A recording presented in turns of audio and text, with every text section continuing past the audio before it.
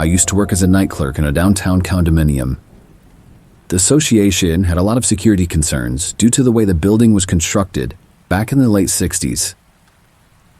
Both levels of the parking garage were accessible from street level, so there were a lot of possible entry points, many of which were located in blind spots of the security camera system. For that reason, I was required to make 2 rounds around the entire building during my shift to make sure no non-residents had found their way in. The most serious issue that we had was the occasional carjacking, but what I encountered most often was homeless people who had found their way into the garage and were huddling in some corner for a bit of shelter. Taking them back out into the street was by far my least favorite part of the job, but I had to do it. After working there for several months, I knew all the spots that people liked to hide in. The building was very old and had undergone many renovations in its lifetime, which created a lot of nooks and crannies, unnecessary concrete protrusions, sealed-off rooms, and hallways and stairs that led to nowhere. The creepiest spot in the whole building was so weird and potentially dangerous that I took a picture of it and I brought it up to management. On the first floor of the garage, there was a door that opened up to a corridor directly underneath the ramp, up to the second level of the garage. It was about 3 feet wide and ran about 20 to 30 feet, but it led to literally nowhere. At the end of it was a large water pipe with a valve, which was the only reason the space existed. Put in the dark, with just a weak flashlight, that pipe seemed to take many other forms. What made it dangerous, however, was the lock on the door. There was no padlock or keyhole on either side, but on the outside was a large sliding bolt latch. There was only one way in or out, and it locked from the outside with no way to unlock it from the inside. Ever since I discovered the spot, I couldn't help but imagine how easy it would be for someone to get trapped in there. However, nothing I said to management made any difference. They were already aware of it and had no intention of doing anything about it. Unfortunately, that meant I would have to open the door and check on it every night, but I never stepped foot inside of it. I was way too scared of it. Things went on like that for months, and then one day, my worst fear was realized. It was about 3 a.m, halfway through my shift. I was doing my rounds in the parking garage and everything was normal. It was a slow Wednesday night. There hadn't been any problems or suspicious activity on the cameras, so I was far from on edge at the time. But then, in one moment, I was forced to go on alert. I heard the sound of a door slamming across the garage. I wasn't exactly sure where it was, so I walked over to investigate. My heart sank a bit when I saw that the door to the dead-end hallway was wide open. I looked around to see if anyone was in the garage, but I appeared to be alone. I shouted to intimidate anyone if they were hiding somewhere I couldn't see, but I got no response and nobody appeared. I was just worried that there was somebody hiding in the dead-end hallway. So I walked the rest of the way. I shined my flashlight down the hallway, and for a moment, I was relieved to see that nobody was in there. There was, however, an empty glass bottle about 10 feet inside. I sighed and rolled my eyes, thinking that somebody had been drinking in there, and they ran out in a hurry once they saw me snooping around, accidentally making noise as they rushed. It wouldn't have been that hard for somebody to climb up on the cars parked there, to get above the wall and hop the fence into the neighboring parking lot by the time I got there, since the garage was partially underground in that spot. In fact, that's how a lot of people get in, because the dead-end hallway happens to be in a prominent blind spot at the cameras. Unfortunately, I wasn't allowed to leave trash anywhere if I saw it, so I knew I had to pick up that bottle. Of course, I felt the anxiety bubbling up inside my gut just for knowing I had to walk a few steps inside that hallway. I almost didn't do it, but I rationalized myself into thinking there was no way somebody would pop out and lock me in. I took a deep breath and stepped inside, but right as I reached the bottle, the door slammed shut.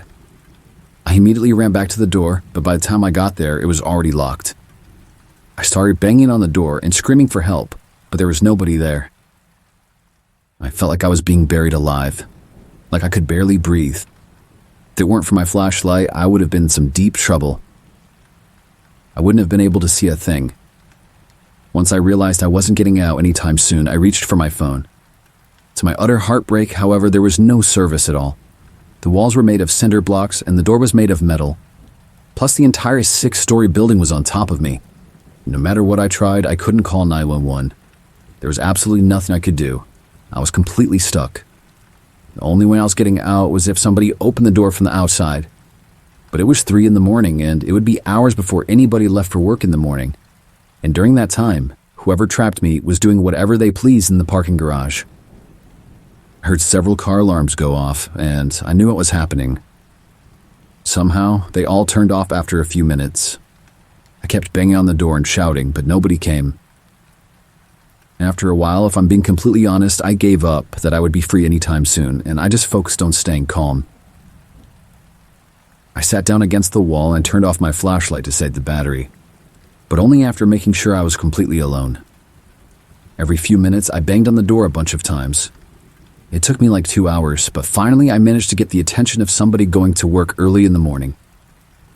I thanked them as they let me out, but unfortunately, the next thing I had to do was call the cops, because I quickly noticed that a dozen cars had been broken into. There was broken glass all over the parking lot from all the windows that had been shattered. Whoever it was knew exactly what they were doing. They knew how to trap me in there, and they knew how to silence the alarms of the cars they were breaking into. We only have security guards on the weekends, and it left us vulnerable on a seemingly benign Wednesday. All in all, there were tens of thousands of dollars done in damages and theft, and I was fired from my job. Not like I would want to go back anyway. Culprit was never identified on the cameras, and it was never caught.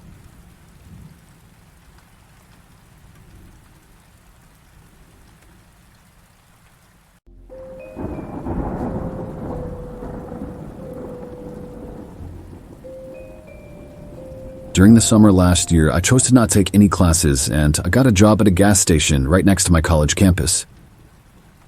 I was sort of delusioned with school and wanted to make some money while I had time off. The gas station was one of the first places I tried applying to, and it turned out to be the last when they hired me on the spot. Thought it was a little weird, but I didn't question it. Unfortunately, they said they only wanted me for the night shift, which was from 11 p.m. to 7 a.m. I knew it would wreak havoc on my already messed up sleep schedule, but I decided to go for it and just see how it went. To my surprise, most of the time it wasn't that bad. The first few hours of the shift were pretty busy, and it would get crazy. But then it would always get really slow until about 5 in the morning, which gave me plenty of time to clean, stock the shelves, and chill out into the morning rush. Occasionally, somebody suspicious or problematic would wander in, but I never had anything get too out of hand. Well, that was, of course, until something did happen. It was a Thursday, which wasn't usually a busy night. I had a coworker until about midnight, then they went home, and I was left alone. Time went by pretty fast, and before I knew it, it was almost 2 a.m. That's around the time a man walked in, and I immediately had a bad feeling about him. He had a shaved head and a bunch of tattoos of weird symbols, so I was pretty sure he was a skinhead. I noticed he had parked his dirty old lifted pickup truck in the handicap spot too. But I didn't want to get on his case about it, and I ended up getting called slurs because I looked Jewish to him. It was 1:58 when he walked in, and he spent a few minutes wandering around the store. In the end, though, all he brought up to buy was a case of beer. However, by then, it was 2:01, and my county has a law that says alcohol can't be purchased between 2 a.m. and 6 a.m. I told the man that, and politely and apologetically as I could, that he couldn't buy the beer. He immediately became agitated and went off on a rant about how it was a free country and that was a stupid law. I tried my best to reason with him, and I said that I was just trying to do my job, but this only made him start to criticize me like I was some kind of spineless pawn for my boss. That's when I asked him to leave if he was going to be that way. Then he suddenly changed his tone again, acting all chummy and saying it wasn't a big deal, and that I should bend the rules for just a few minutes, since it was before 2 when he walked in. I mean, he kind of did make a good point, so I eventually caved just so he would get out. I sold him the case of beer, and then, of course, he asked for a pack of cigarettes to go with it. I let him have it as there was no rule against tobacco sales. He smiled at me and then left the store, and I breathed a sigh of relief. But that relief was short-lived, however. Thought he would get in his truck and leave, but instead he opened the tailgate and sat down on the truck bed, cracked open a can of beer and started drinking it. Now I had a feeling that this was far from over, and that was exactly the case. Because a few minutes later, another truck pulled up right next to his, and a couple of guys got out, both of them with shaved heads and tattoos. They stood around the back of the first guy's truck, just smoking and drinking. I knew I had to go out there and tell them that they couldn't loiter in front of the store, and that it was illegal to drink out in the open like that anyway, especially that close to a car. but I was a little scared already. They kept looking in the window at me, just smirking, as if they knew what I was thinking and they were challenging me to try it. Before I could find the courage, though, another car, this time an SUV, pulled in next to the two of them, and two more guys got out and joined the others. They were all a part of the same skinhead group without a doubt. My guess is they were coming from a bar that had just closed and didn't want to end the night yet. That was the most reasonable and most likely explanation, but my paranoid thoughts made me think they were about to get together and burn down the store, as the owner's wife was Mexican. And then the first guy came back into the store. He was drunker than before and all smiles, but then he came back to the register with another case of beer. I was about to tell him he definitely couldn't buy at that time, but before I could even open my mouth, he looked at me all smug and said, I really wouldn't want to disappoint him and all of his friends. I took that as a pretty solid threat, and I let him do what he wanted again. My hands were shaking, and I was dreading having to count change in front of them, but then he told me to keep the change like he was giving me some kind of big tip. We walked back outside, and all the skinheads cheered at the fresh case of beer. Apparently, they had worked together and finished all 24 cans of the previous one, and then I realized that they had been tossing the empty cans all over the ground and kicking them around. It felt like I was completely stuck with these pricks, and I knew I would get in trouble over it at best, or get literally ganged up on and have any manner of horrible things done to me just for saying no to them. What normal person would see the meeting of a bunch of drunk skinheads smoking cheap cigarettes on top of their pickup trucks in front of the store in the middle of the night and still want to walk past them to get in? Pretty much nobody. Not a single person except more of the skinheads. Finally, I couldn't take it anymore. I walked up and I locked the door so they couldn't get back in. Then I walked back in the office and called the police. Several minutes later, a cruiser showed up and told them to screw off. There was some shouting outside that I couldn't quite make out, but I was worried for a few minutes that things would escalate. Thankfully, they left without causing too much of a scene, but I have no idea how close it got. The cop waited for them to leave before doing so himself. But right before he got on his way, I came out and asked him to stay a while I cleaned up their mess, in case they decided to show up and kick my ass for ruining their little party. The next day, I unfortunately had to quit that job. There was nothing more terrifying to me than the thought of being stuck behind that register if those guys ever decide to come back. Still, I kind of get worried that one of them will see me around town and recognize me. Don't know what those people are all capable of.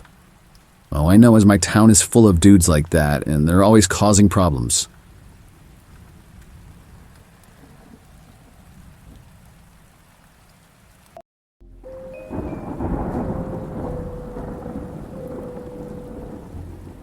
I've been a night owl my whole life, so I work night shifts exclusively. I really don't work well with other people, whether they're my coworkers or not, so I picked a job I could do completely on my own and became a nighttime janitor in my local school district after I graduated from high school myself. Schools have always had nightly cleaning as a part of health codes in most areas, but obviously in recent years it's become much more important. My first job was in a fairly large K-12. There were a couple of daytime custodians as well, but at the night, it was just me and one other person splitting the school down the middle. My coworkers and I barely ever interacted, which I appreciated a lot.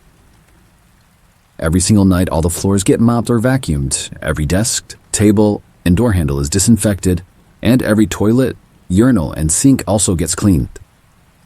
It takes a full 8-hour shift to accomplish, and for that entire time, I don't talk to a single person. It's great, honestly. Most of my coworkers are women, and they don't want me talking to them either. When I tell people about my job, a lot of them think the hardest part is having to clean up after the messes left by the students. And for the most part, I guess they are right, but I always tell them I would rather plunge and clean 10 clogged and traumatized toilets every single night than ever have to do work directly with another human being all day long, especially a horde of minors. These days, there's one example I give of why I say that. It was the night after Halloween. I came in from my usual 8 to 5 shift and got started without even saying hello to my coworker. We started on opposite ends and met in the middle, so we would only see each other when we were finishing up. The first hour was mostly normal, except for one obvious thing out of ordinary. I always keep my music at a low volume on my headphones, but from outside them I kept hearing things. Usually all the other faculty are gone by 8 o'clock. Sometimes there's somebody who stays late. I couldn't decide what I was hearing through my music, but I wasn't in the mood to turn it off, so I just ignored it. A little while later, I took a break from mopping to change the water in the bucket. I was gone for about 5 minutes, but on my way back to where I stopped, I walked past one of the hallways I had just mopped and noticed the wet floor side had fallen over. For legal reasons, I had to step over the wet floor and stand it back up, then mop back over my tracks on the way out. Annoyed, I walked over to it, but I froze for a moment when something else caught my eye. There was another set of tracks in the water, leading to and from the sign. There were little footprints, something a kid would make. After I stood the sign back up, I followed the tracks, knowing I would have to mop over those too. Basically redoing the whole hallway. The tracks ran all the way to the end where there was a flight of stairs up the second floor. From there, they dried up pretty quickly. I stormed up the stairs and got to the second floor, but nobody was there. I took my phone out of my pocket and paused my music, so if anyone was running around, I would be able to hear them. Right as I looked down, I saw a flash of movement at the end of the hallway. I also heard a bunch of footsteps echoing across the empty school, so I started making my way to the end of the hall. By the time I got there, I still couldn't see anyone, but then I heard a little kid laughing. It felt like I was in a horror movie, but at that point I was more annoyed than scared. I stood there looking around for a few seconds until I heard a crash from the first floor. I rushed downstairs and nearly flipped my lid when I saw the mop bucket I had just refilled was knocked over. The water was spilling everywhere in a huge pool. I absolutely swore my head off as I went back to the nearest janitor's closet for a dry mop and bunch of towels. It took me half an hour to clean up that mess, and then another 15 minutes to redo the hallway that got messed up, which meant my lunch break was down to 15 minutes. However, I was so pissed off that I walked to the other side of the school and interrupted my coworker to ask if she had been messing with me. She looked completely dumbfounded and innocent. She asked if I was all right or needed any help, but to that I just walked away. I sat up again and got back to work. Another hour passed and I managed to make up some lost progress. I was angrily powering through it, debating in my head the whole time about what I should do. I thought about reporting into the school or maybe just calling the police myself, but in the end, I figured I would seem crazy to everyone, just like I did to my coworker. So nothing happened again until 11 o'clock. Out of nowhere, the light shut off in the whole school. It was pitch black for about 3 seconds, until the dim emergency lights turned on, then everything had a reddish hue to it. It came as a shock to me, and to be honest, I was worried. I tried to tell myself it was a malfunction, or maybe some kids messing around, but my mind was going to all sorts of possibilities. I had keys to the electrical room, where the light switches were, and I was the closest to it, so I stopped what I was doing and marched over.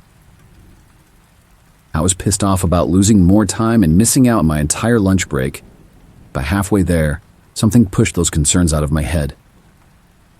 I heard the most blood-curdling scream of my life, the panicked shriek of my coworker echoing endlessly. I stopped in my tracks, feeling like I had just been hit by an electric shock. Seconds later, I heard the sound of a door opening really loudly, like someone was rending through it from the inside. I hoped it was my coworker escaping and not somebody else making their way into the school. I forced myself to keep going and finally made it to the electrical room. I was right outside the door, trying to find the right key, when I noticed that it was already cracked open. I pushed it open slowly, afraid of what I might see, and a shape appeared in front of me, standing unnaturally in the darkness. My blood ran cold. It could have been anyone. I gave up on trying to turn on the lights and instead reached over for my phone in my pocket.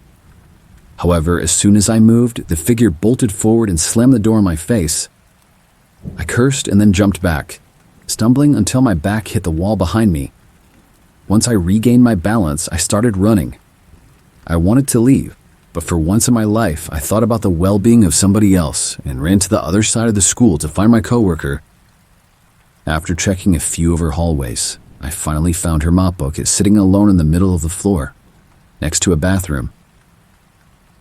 Without hesitation, I rushed over to it hoping to not see any evidence that she had been hurt. Nothing seemed unusual except for the fact that she was nowhere to be found. I looked all around in the dim lighting, but as far as I could tell, I was alone. But not completely alone. The sound of a laughing child echoed in the distance again, striking fear into my chest. I clutched the handle of the mop for the lack of anything else to defend myself with, and I lifted it out of the bucket, holding the end of the handle out like a spear. I faced the direction of the laughter, looking down the hallway so intently at that tunnel vision. In a moment of sheer terror, someone whispered, "Hello," into my ear. I turned around and without thinking I jabbed the handle of the mop into their chest with all my might. I heard a grunt as the person that snuck up on me hit the ground and they vomited only a second later. I shouted at them to tell me who they were, but then they started to cry. I could tell they were trying to hold it back, but they couldn't. Gradually, my eyes made out what I was looking at, and it was a student, kneeled over on the floor. Suddenly, all my fear of danger was replaced with the fear of losing my job for hitting a student. However, as things shook out over the next few days, it turned out all right. 2 twins in the 9th grade and a little brother got the idea to keep the spirit of Halloween going and prank the overnighters in the school by hiding in the lockers. There was one set of lockers in the whole building that wasn't in use and had no locks or ties on them, and those kids were skinny enough to fit in there and hide after doing their after-school activities. They managed to get out of being expelled, probably from crying a lot. The school district understood my actions and let me keep my job, but I was transferred to a different school. All in all, this is why I don't like people, especially kids.